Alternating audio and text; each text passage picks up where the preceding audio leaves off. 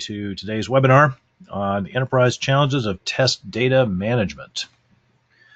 I'm Rex Black, president of RBCS. We are a worldwide testing and quality assurance firm serving clients ranging from small startups to Fortune 20 global enterprises. Since 1994, we have delivered insight and confidence to hundreds of clients around the world. We have a team of international consultants that deliver customized training, consulting, and expert services to companies that are looking to improve their test and quality assurance practices. I'm the author of 14 books on software testing, as well as being the past president of the ISTQB. Attendance at today's webinar earns PMI PDUs. I would like to thank Murali Gathula for reviewing the materials for PDU status and for making valuable suggestions. Attendees will receive an email telling them how to claim PDUs, including the PDU code. PDUs are available for live webinar attendees only. If you have any questions during the course of the webinar, please do feel free to submit them at any time via your webinar interface, but please note that I answer them only at the end. Hope you enjoy this free webinar from RBCS. We do these free webinars as a service to the software testing community because at RBCS we are a not just for profit company. If you enjoy our free webinars and feel that they demonstrate solid insights into the kinds of testing challenges you face, please make RBCS your preferred software testing vendor for any and all expert services, consulting, or training. We're happy to provide a quote for any such help you might need. Contact us at info@rbcs-us.com. Now on with the show. So, test data and test data management. How hard could it be? Well, for a lot of companies around the world, it's a big challenge. Now, if you have simple applications, you may be thinking, really, I mean, how hard can it be? And maybe for you, it's not particularly hard. But if you're testing enterprise scale applications, the kinds of things that run in data centers and manage, terabytes and terabytes of data and interact with other applications and have shared data stores potentially, etc., this can be quite challenging. For a number of our clients that have data centers that they're dealing with, they have hundreds of applications potentially in those data centers, and they not only coexist, but they interact. Some of these applications can be huge and mission critical. Some of them can be small and mission critical. Some of them can be medium sized and trivial, or any mix of all of those variables there. And the complexity also varies quite a bit. And this includes the complexity of the data. And of course, it's data, right? And you're big data and so forth, and doing data analytics. And of course, this means that this is all the more critical that we know that the various data that's being stored in the various data repositories is being stored properly. And when there are relationships between data that span multiple repositories, in other words, like in two or more different databases, that we go to run reports that are going to span those databases, that we'll be able to get the right data out. So how do we know when we're testing that our test data is actually going to allow us to get a realistic view of the system's behavior in a production environment? Now, let me tell you a cautionary tale here.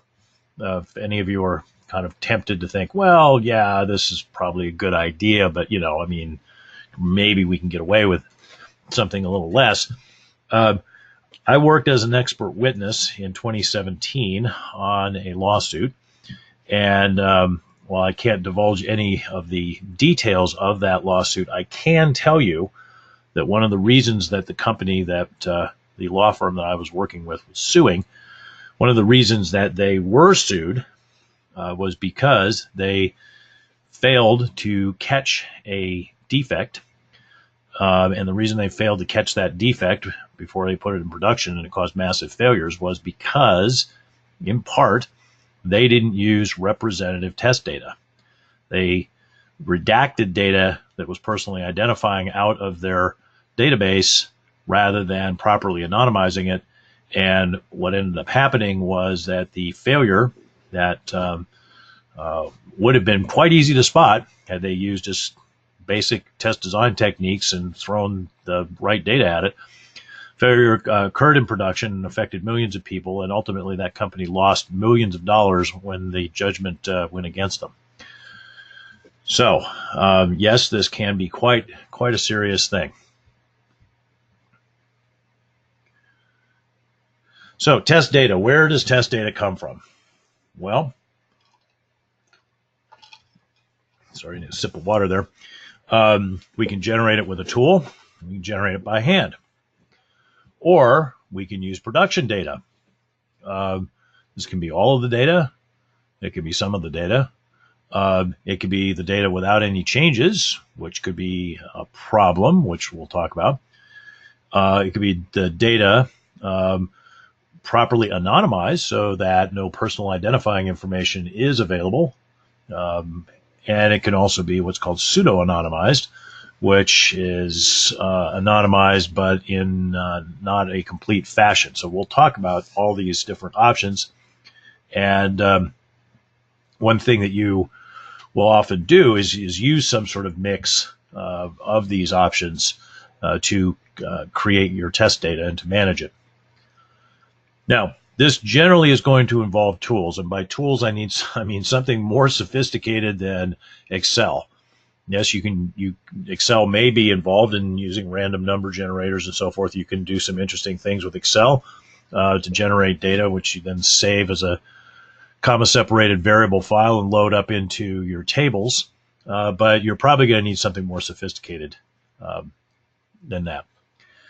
So we'll look at some different options here. Now, one of the things that I want to stress as we get into this is that if you are going to test on actual production data in the production environment, you have to be really, really careful of that, because if what your tests do is result in changes to the data, well, that might not be what you want. And it might not be possible to easily reverse those changes.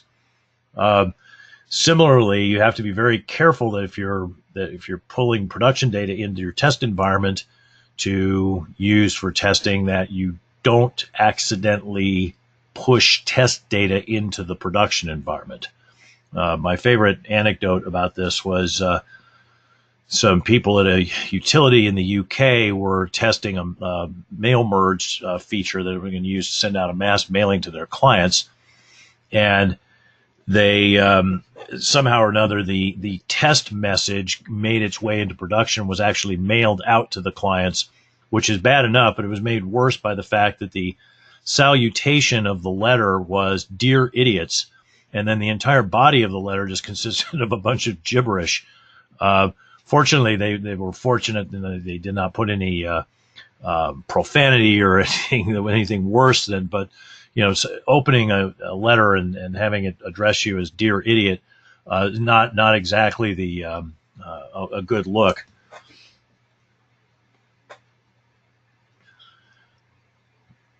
Okay, so if any of you are testing simple mobile apps, again, you may just say, well, I don't really have a problem. Of course, if you're testing simple mobile apps, I can't imagine you would have signed up for this webinar, because it talks about enterprise data challenges. But if you are in a situation where you're testing a simple mobile app, and if the production data that's out there is small enough, then you may be able to hand generate the data, or just use the production data directly if there's no personal identifying information in it. So this might be the situation that you're in, and if so, good for you. Take advantage of the fact that your test data situation will be fairly straightforward. I need to get another drink of water there. Sorry about that. But even if you are in this situation, I would say consider the fact that you won't necessarily stay in that situation. The application's abilities may grow, other applications may be added, and your test data management challenges may evolve. So it's smart to think about these things in advance rather than being surprised by them later. So here's what I'm talking about when I'm talking about enterprise type of data. It's, like this. You've got stuff, data sources come out in the wide world. They're retail locations, potentially salespeople using some kind of internal mobile app like one of our clients does, or somebody working out in an oil field using a mobile app, or people who are working from home and this data is going in through the internet. In the enterprise itself, in the data center, which is shown on the right, we have all sorts of different applications running. We've got multiple databases of various kinds, relational and non-relational. We may have mainframes out there. You've got potentially satellite offices that have possibly replicated data and local data stored there. Replicated data being data that would also be in the data center somewhere.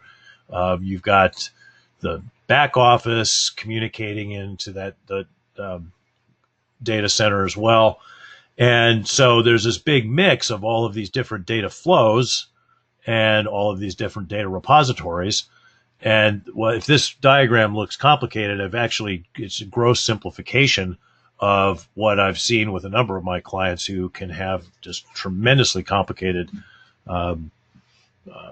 situations with regard to their data. So the perfect situation would be, let's use production data, because any really big system, if you try to hand create data, you're just not going to be able to do it. You won't be able to create enough of it. And even if you could do that, it's not sufficiently diverse. Now, by sufficiently diverse, what I mean is representing all of the different interesting conditions that exist in actual production data. It's just very difficult for testers to think of those things. Test design techniques can certainly help and should be employed here, but simply doing it by hand is not going to be enough. Now, there are data generation tools which can be used to create huge volumes of data, which are then be loaded into your databases. But the problem here again is that it may not actually look like the production data. Diversity and the different values and the fields, the distribution of the values in the fields. I mean, just think like if you have income data stored in one particular field. Well, in that case, the data that you test with, you want that distribution of the incomes, the mean, the standard deviation, the actual spread of them to be a close mimic of production data if you're doing any sort of analysis of income.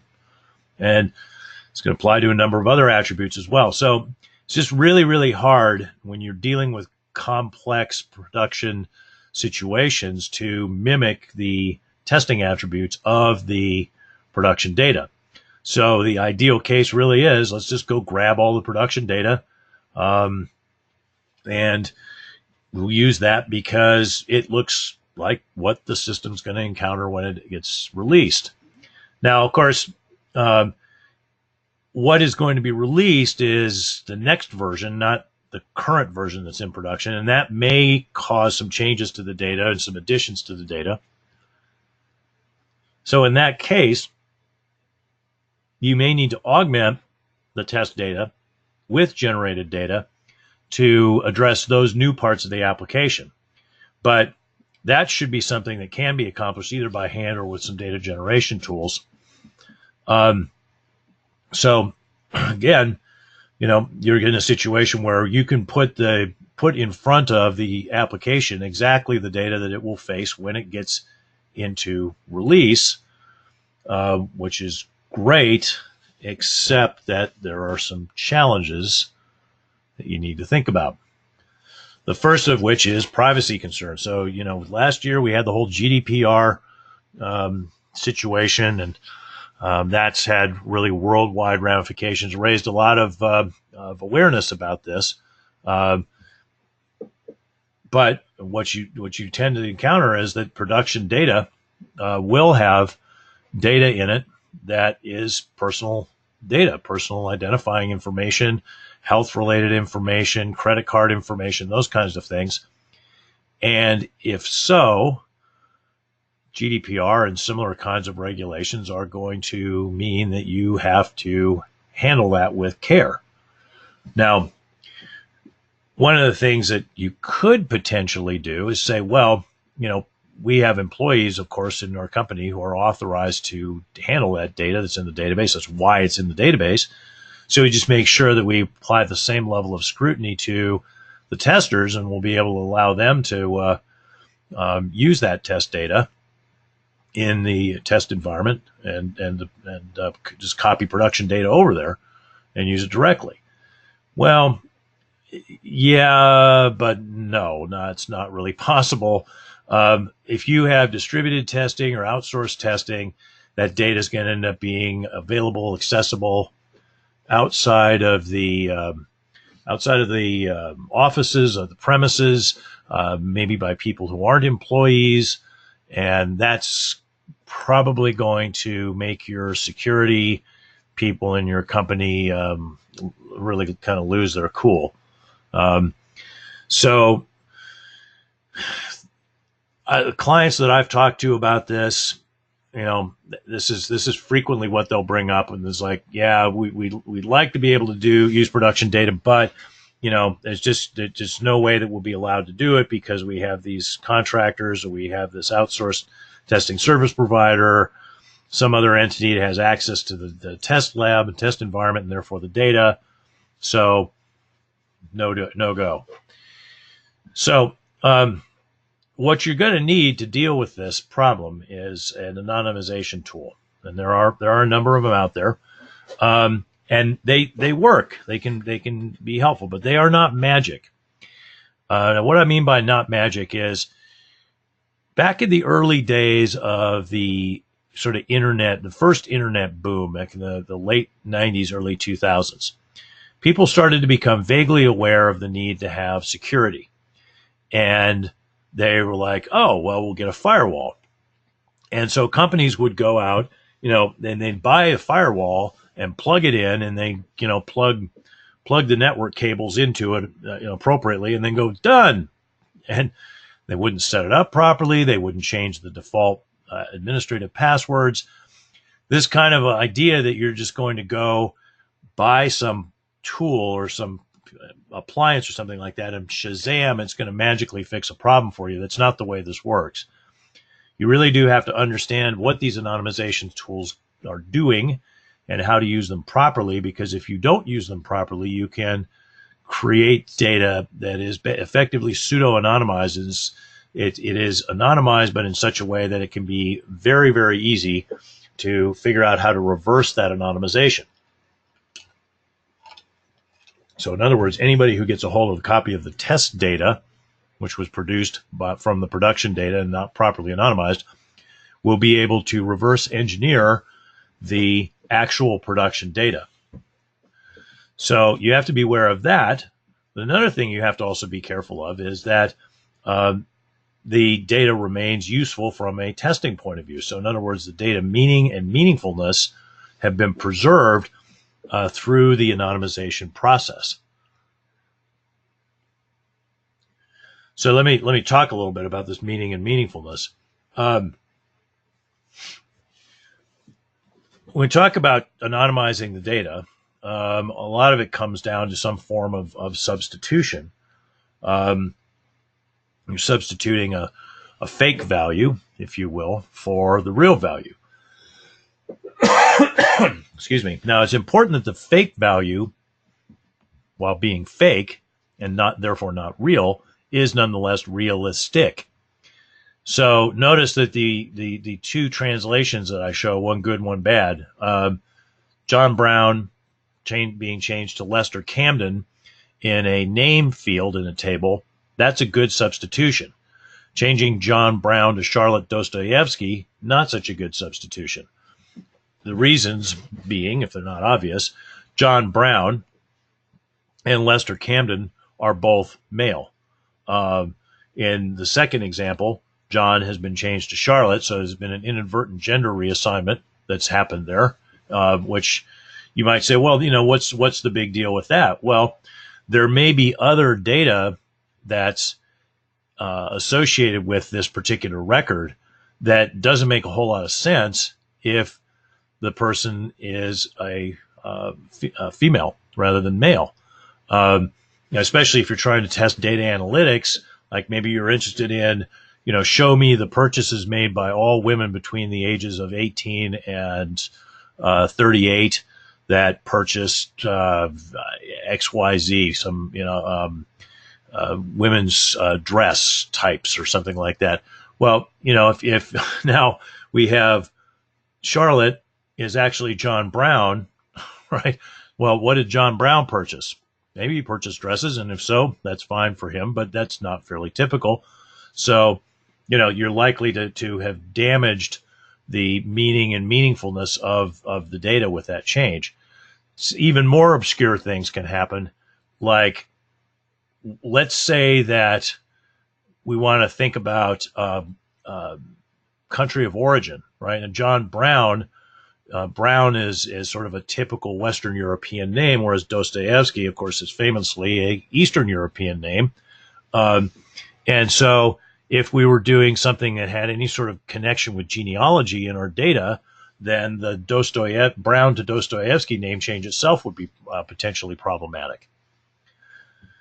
So this is the kind of thing I'm talking about, that these substitutions all have to be done in a way that is thought through. You want to make sure that after the anonymization has happened, if you ran a query, if you have a defined database view, if you do a join across multiple tables based on some sort of key field that's common across the tables, the anonymized data should give you the same results as the production data. Now, when I say same, of course, I don't mean that it same is like shows the personal identifying information. But what I mean is, if a query results in 600 records coming back against the anonymized test data, then that also should result in 600 records coming back against the production data. And each of those records, there should be a one-to-one correspondence between each of those 600 records. And while the personal identifying information in each of those 600 records is changed and not real, the meaning and meaningfulness of the data in each one of those 600 records and across all 600 of those records remains the same. If you don't have that property of the substitutions being done in such a way that those queries, views, and joins yield the same results, that will affect your functional testing. It will also affect your performance and reliability testing, because the size of the data sets being manipulated by queries and so forth, queries, views, and joins, obviously has some significant influence on performance and reliability. So it could create problems if the anonymized data returns too much data on a query, but it can also create a false sense of confidence if it returns too little. Now, also there can be issues with localization testing depending on how the anonymization is done as well. So if the anonymization is done in such a way that the names are not correct, say, they're not representative, like, for example, O'Riordan being a potential name for someone from Ireland. If no names with a apostrophe in the last name are generated when the anonymization occurs, well, now if you were to try to run a test and make sure that names with apostrophes in them work properly, well, you wouldn't know. Now, of course, that's kind of a trivial example, but obviously there's a number of character set issues that could come up as a problem that you miss, effectively creating false negatives in your tests because the test data wasn't sufficiently diverse with respect to character sets.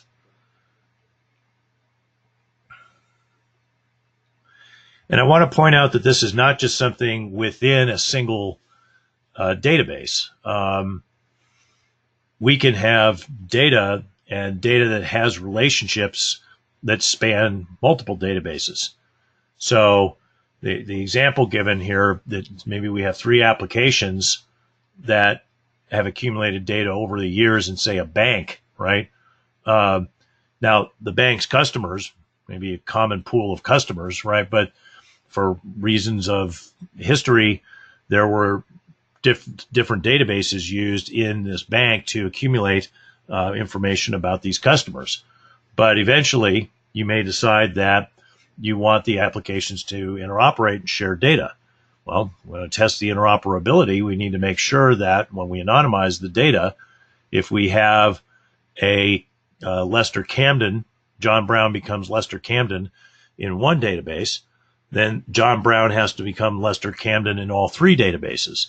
So that when we do a query that spans multiple databases and we look for records that have to do with Lester Camden, former John Brown, we get exactly the right result, exactly the same result that we would get if we ran the same join across those tables in production looking for John Brown.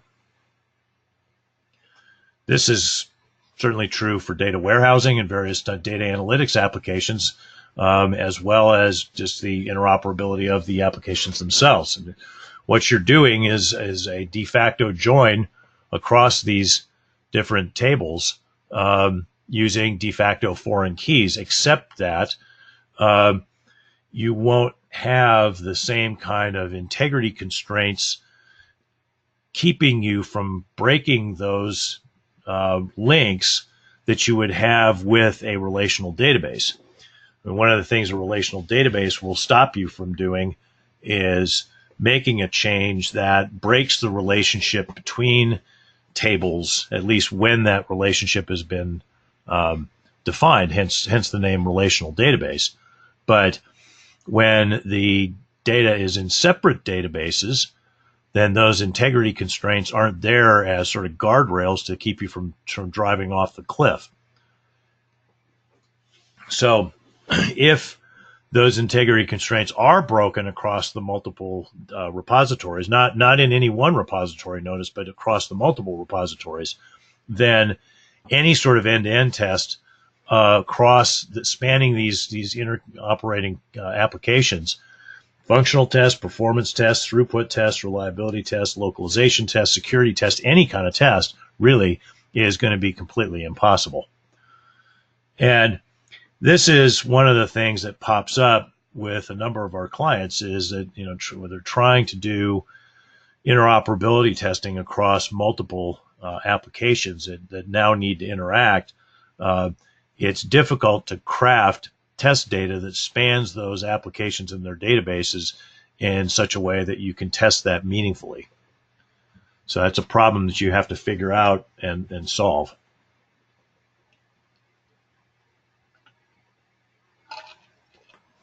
So let's think a little bit about what our requirements are in terms of this test data. Now, you're going to have specific requirements, and you are going to need to identify those requirements and come up with a solution accordingly. But some generic things that can be said about test data regardless, you do need to keep the existing data quality levels. Now, this is something that not everybody is aware of, but if you look at production data, what you will find, and I've seen a few studies on this, is that there's a fairly significant percentage of errors, or if you prefer, defects in that data. I've seen a couple studies, as I said, both of them cited the same number, which is about 25% of records will have some sort of error or defect in it. So you need to figure out, well, what is that defect rate in our production data?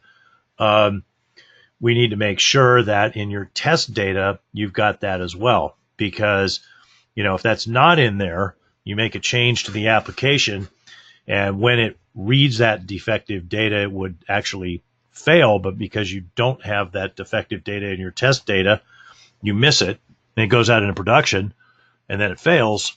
Well, that could be a problem, especially if it fails in a silent way.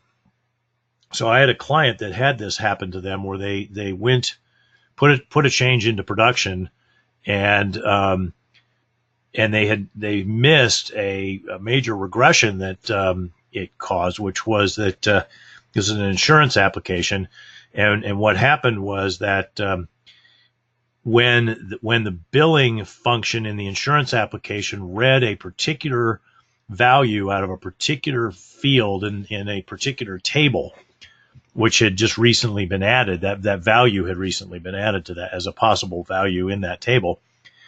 When the billing application read that, it would fail, but it would fail silently, so it wouldn't give an error message. It just stopped and ended production of the bill for that particular customer and moved on to the next customer. This defect cost my client, this insurance company, millions of dollars in lost revenue over the 6 months from the time that the defective release went into production and the time they actually found it. Now, another thing you want to think of in terms of your test data is maintainability.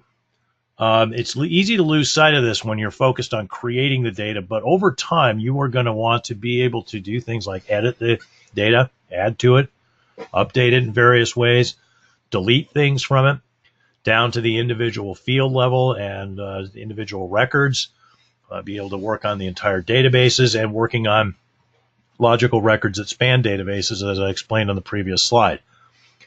If you don't think about this in advance, it is possible for you to create a situation where doing this maintainability is going to be very painful.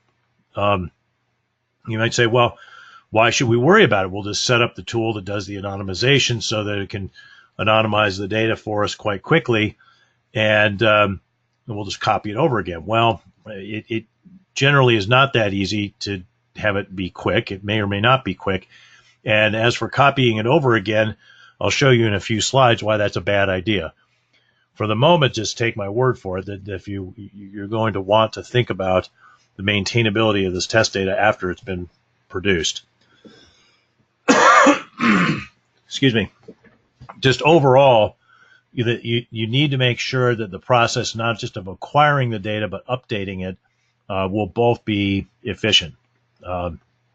This is, and make no mistake, this is overhead. This generation and management of this test data is an overhead, and you don't want to have this be a big drain on your testing effort. I had a client tell me once that they used anonymized production data for testing, and I asked him, well, how frequently does it get sort of resynchronized or refreshed with respect to production? They said every 18 months.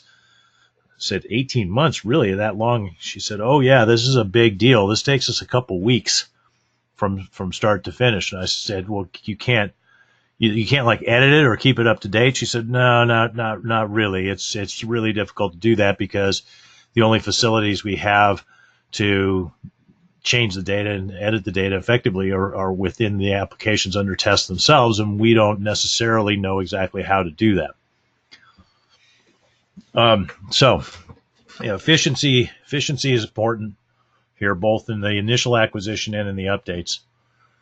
And then another thing to keep in mind is that when you're copying the production data or when you're anonymizing the production data, you need to make sure that the data is what's referred to in database terms as quiescent, meaning it's not changing.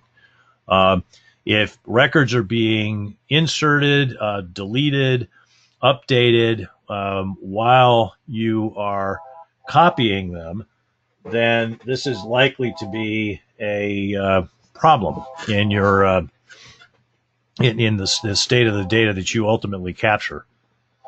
Apologies for the ringing phone in the background there. I'm going to try to make that go away here. I see the do not disturb button does not exactly work. Sorry about that. Okay, so regardless of the specific test data requirements that you have, make sure that you think about these generic test data requirements as well.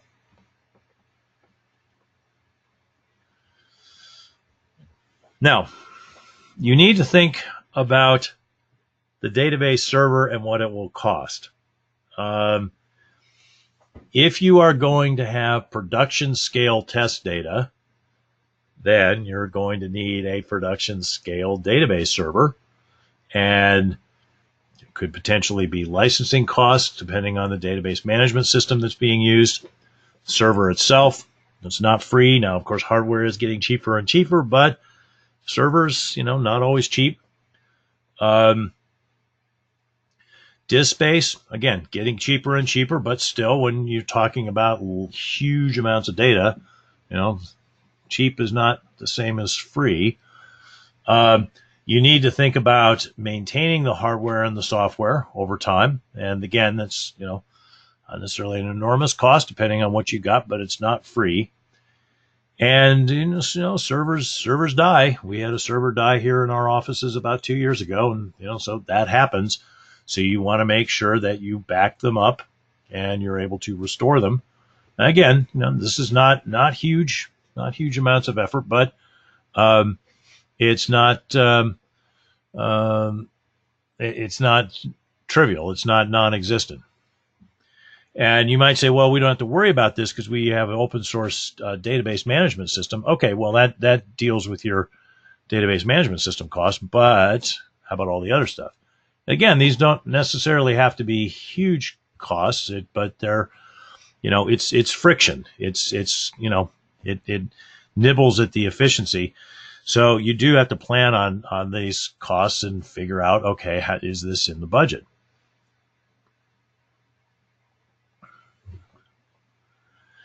Now, again, disk space is not the most expensive stuff in the world, but storage virtualization is something that might be able to help you reduce some of the costs if you're dealing with enormous amounts of data to be stored. It also helps deal with some issues of speed. So I don't want to get off into a whole tangent of what storage virtualization is. It is something that does tend to be underutilized by testing groups around the world. But basically, storage virtualization is going to allow you to only copy over the data that you've actually changed. It's actually different. So there are some tools out there that can help with this. And as I said, they tend to be underutilized by testing groups. So it's something that you should look out for. Now, I mentioned this, copying a bunch of production data, it may take a while. This is an analysis that shows the trends over a 30-year period. Yeah, 30-year period of capacity and throughput. Okay, the growth in both of those. It's on a logarithmic scale, so keep that in mind. So each point on the scale is a 10x increase, right? Each line is a 10x increase. So if we take 1979, looking there at this Seagate ST506 drive as the baseline of 1, and then we start doing comparisons over time, what we see, the blue line, capacity, has increased enormously, right? 82,000 times increase over that 30-year period.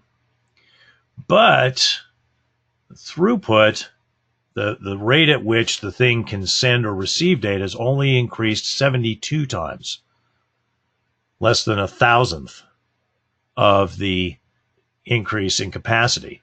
So what happens then is if we need to move enormous amounts of data all at once, which is what would happen if we were copying, anonymizing, otherwise managing test data from production, then if it's production size, then that could be a really, really long time to copy it all. So something we don't tend to think about as much because, when you're copying something relatively small, it does seem to be almost instantaneous, especially when you compare it to say downloading something off the internet where you can actually see the effects of slower throughput. But, when you are talking about terabytes and terabytes of data, even over very fast channels, this is going to catch up to you. The fact that there is so much more capacity than there is throughput is going to be an issue.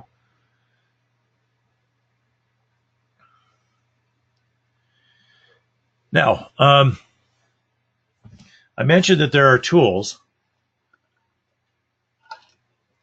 So, depending on the applications you're using, you may be able to find tools that actually support your specific application in your enterprise. But the obscure kinds of applications, or ones that are more, say, legacy type of applications or homegrown applications, may not have any tools available to help. Now, it may be that just generic tools, if you're dealing with generic data and generic relational databases, as generic tools will help, but maybe not. Depending on the format of your data, if it's in a non-relational database, there could be challenges associated with that. Now, you might say, well, I'll go to my application vendor and I'll ask them what the data structures are in their databases, and we'll figure out how to anonymize it based on that. And the application vendor may say, hey, man, that's not in our contract to tell you that. That's information you could use to reverse engineer our application. We just won't tell you. Now, all of this questions about how you are going to produce meaningful test data from production data really ought to be addressed when the applications are being selected. But in my experience, that doesn't happen. And once a decision is made to go with a particular application in an enterprise, the barriers to exit, the cost of changing to a different application are enormous. And so you may find yourself just kind of stuck and doing the best you can.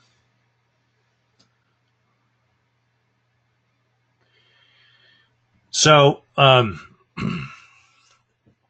done whole webinars on this issue of successfully selecting test tools, and test data tools are no exception. I'll probably repeat that webinar sometime in the future because it was fairly popular. But just to summarize this, just remember, you want to have a team in place to do this tool selection. It should not just be a one-man job or one-woman job.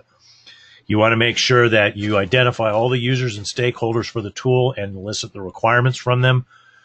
This is a part of the process that is very often skipped with disastrous results.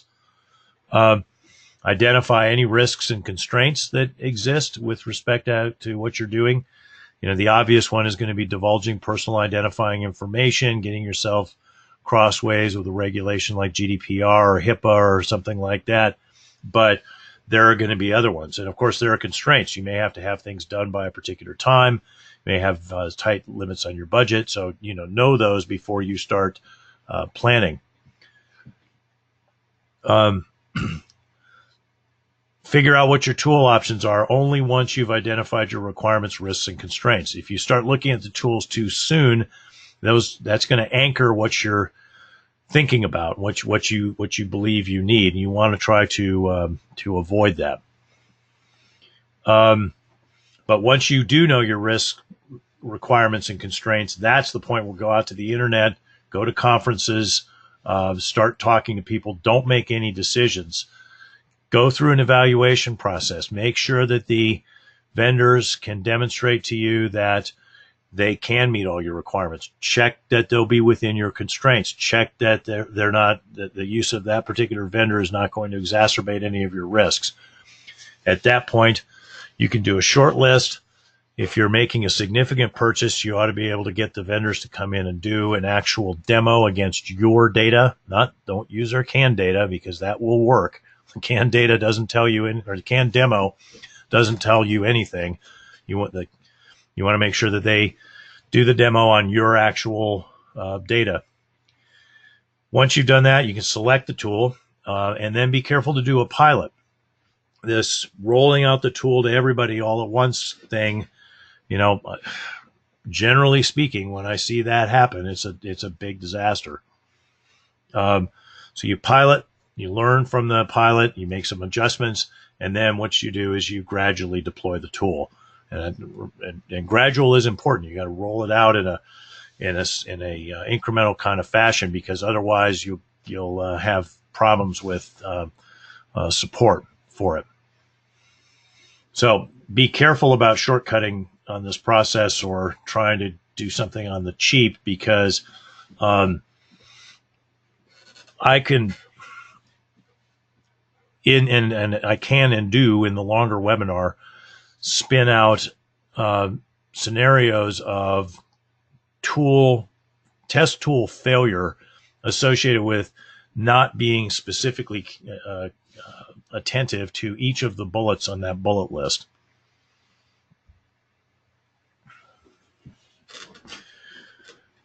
All right, so just to recap here, hopefully this presentation has made you aware that the testing enterprise applications does pose a lot of challenges that are unique just because of scale and size.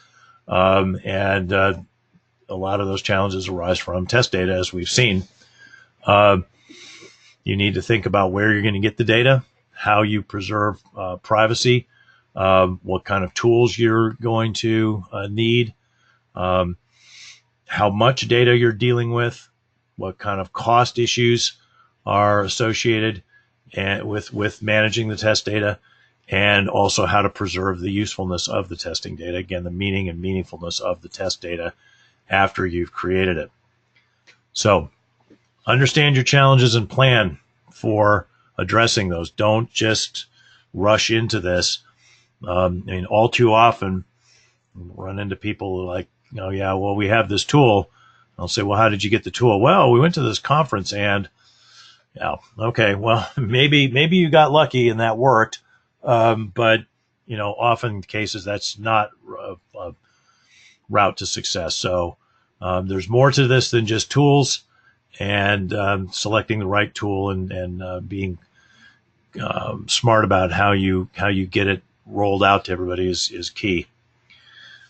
So, as I said, I hope this has been an eye-opening presentation for you, get you thinking about how you would actually plan to better manage your test data.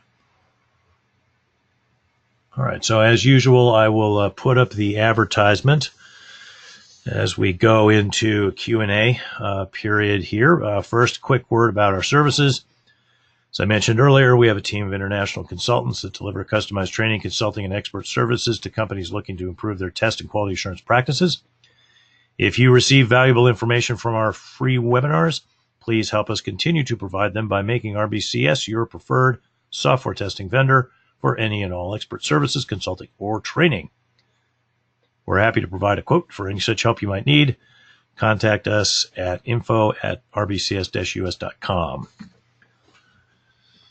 All right, let's see what we got here question-wise. A comment from Raghu saying that he lost audio. So every 5 to 10 minutes. But he's the only person that I got that comment from, which means usually, Raghu, that what was happening was your internet connection was getting really slow or actually dropping off.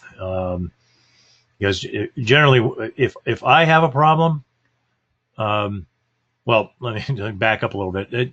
GoToWebinar uses a hub and spoke type of architecture. So there's a central server. If my connection to that central server is constricted or lost, then everybody's audio and everybody's feed of the video slide advances goes away. You would stop hearing me, and that would pretty much be that if it didn't pick up fairly quickly. If it's only affecting one person, then that basically means that their spoke broke, right? As opposed to my spoke having broke, if that makes sense. Now, it looks like, looking at the attendee list, yeah, Raghu is there, so hopefully he heard that.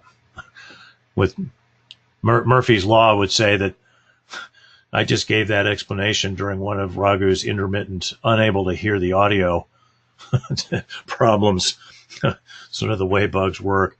Stefano says that audio is okay for him all the time. So that means to me that both I and Stefano had a solid internet connection the whole time. And let's see. Stefano says, in my daily scenario, it's even more complex than you described, as our real test data are our customers' data.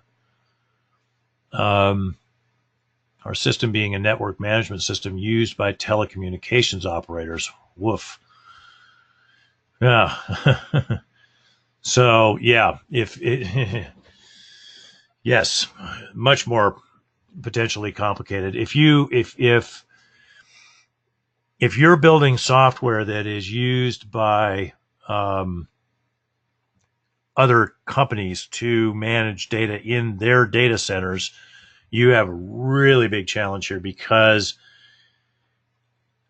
in order to test with production data, you would actually, true production data, you would have to go and get the production data from all of your customers. And the odds that they would all agree to that is, I hesitate to say zero, because somebody's going to pipe up and say, no, we do that all the time. But it's pretty low.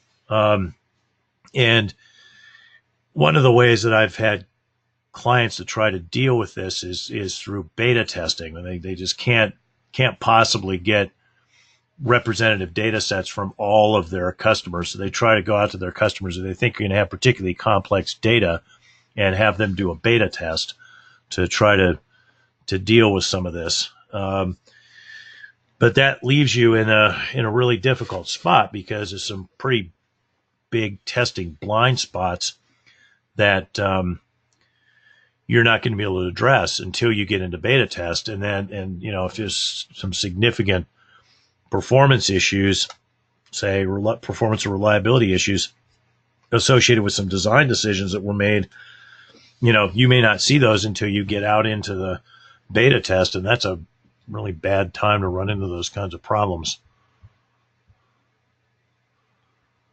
Let's see what else we got. We got a comment or question from Donald. Excuse me. Donald says, production data concern, it may be inadequate. For example, one client's data may be VAT, environment or localization, or VAT. Another may be sales, multi-tax in different locations. The app may need to support all. Yeah, I think you're getting back to Stefano's point here, Donald, which is that if the application is used in a number of different settings, and you may not have access to the data from all those settings, that's going to create a problem. So in this case, you're just going to have to try to create a sort of hyper diverse, I guess you could say, data set that somehow or another kind of sort of adequately represents all of the different production data that's out there. Again, that the likelihood that you could get your customer's production data, anonymize it, and then blend it all together, that's likely to be completely impossible, because customers won't agree to it. And B, if you did that, Well, guess what? Now you'd have data that was unrealistic, sort of to the other side, in the sense that it's considerably more diverse than anything that your application is actually going to have to deal with in production. And it's, of course, going to be much, much larger because let's say you've got, just 10 customers. Well, then you've got 10 times the amount of data that any one customer is going to be working with, potentially, assuming all the customers are equal in data size. So that's not a good fix by itself. So yes, totally agree, Donald. It's a very complex scenario. I've got a comment here from Travis, who says, not a question, but something that I've encountered in implementing test data management at the enterprise level. Before purchasing a test data management tool, ensure that there is adequate skill. There is an adequate skill set to support the ongoing use of the tool after the vendor has finished installation. If there are not dedicated programming and database administrator level staff to support the tool, it will not be successful in the long run. Yep. Yeah, that's, again, like I was saying at the outset, these tools are not magic by themselves. It's not like, yay, we've got the tool and, all of our problems are solved. The tool has to be used. And as Travis very wisely points out, it is not a trivial matter to use these tools.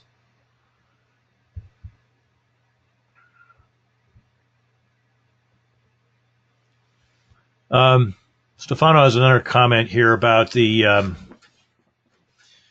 copying of the data, that slide that I showed of increase in capacity versus increase in throughput.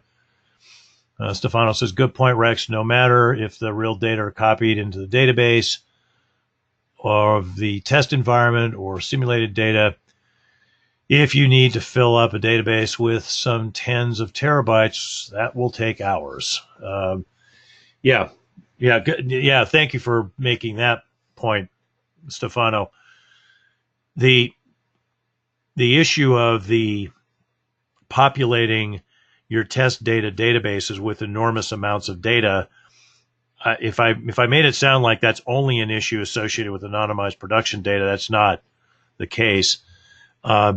Even if you were using a test data generation tool to generate terabytes of data and then bulk load those terabytes of data into a database, that's going to take time.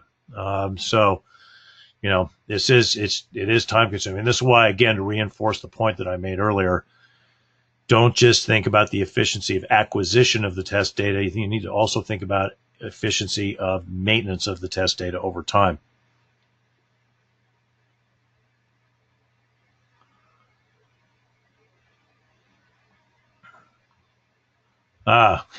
Here's a good one. Donald has another. He says, production data concern number 2. Production data can be seen as a panacea. The data flaws won't be uncovered if the test that discovers them is not performed. Excellent point. Yes. So to go back to the anecdote I shared about my expert witness engagement in 2017, there were 2 parts to how the defendant missed the failure and thus released the defective code into production. One part was not having properly anonymized production data in their test data. What they had done was called redaction. Redaction is basically they just went in and removed from the test data any personal identifying information. And what happened when they did that was that certain logical records that would be created after a join across tables didn't happen because the data that was deleted was the data that was being used as a foreign key to do the join. So instead of getting back a bunch of records associated with a individual, you get back in the test environment, you get back a single record or no record. Well, yes, if they'd run it if they had used properly anonymized production data, they could have found the defect, but Donald's point is right on. They would still have had to design and run a test to look for that defect. What I found in my work with evaluating all of the evidence that I was given was not only did they not have the test data, but they also didn't design and run the test, so that they were basically unable to find the defect for multiple reasons. But had they run the right tests, they still would perhaps not have found the defect because they didn't have the correct data present. I got a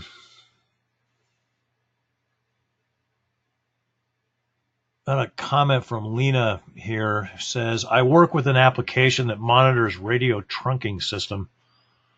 Customer data and the specs manual really helps us to create tests that simulate radio activity. Yeah, I can see that as being challenging. I have a client that does systems that do mobile phone billing and tracking usage of data and calls and so forth. And yeah, it's they have a lot of challenges associated with test data management. In addition to the fact that the application that they build is sold to mobile phone operators around the world, so they have that same diversity of the customer data sets problem that Donald and Stefano brought up.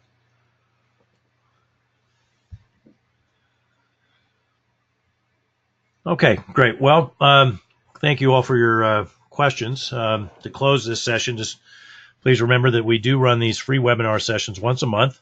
We're still finalizing the 2019 schedule, but hope to have that done, finalized in the next few weeks. We are going to continue to do the full-length webinars like this, and also the one key idea, the 20-minute webinars. We're sort of rethinking the 2 points of view at 2. I'm open to continuing to do those, but I need to have some suggestions about people to talk to and be able to get their time. So we may or may not do those right away. It may take a while to bring those back. Let us know if you like them too. I mean, if you like the 2 points of view at 2, let us know, because or let us know that you didn't, because we are kind of rethinking what we want to do with that, if anything. And if you've got another suggestion, then like more collaborative webinars with partners, those sort of things, we're open to that. So go to our website, www.rbcs-us.com, and you can sign up for the free webinar, sign up for our newsletter, which will keep you posted on what we're up to, and also get you valuable discounts on consulting and training services. You can follow us on Twitter, Facebook, and LinkedIn at the coordinates that you see below. I'm pretty active on those. I do probably 3 or 4 posts a week, sometimes more, to include video clips and so forth. So feel free to connect with us there. Send me a connection request on LinkedIn, and I will accept it. Current and previous recorded webinars are posted regularly, so do watch for those on our social media. So we've got a lot of ways to keep in touch with us, and we offer all of these free resources as a service to the software testing community, because at RBCS we are a not just for profit company. But don't forget, we also need to keep the lights on. So please, please, please make RBCS your preferred software testing vendor for any and all expert services, consulting, or training. 2019 is off to a great start from a business point of view. We're looking to keep up the momentum. So it'd be great to hear from you on ways that we can work with you in 2019.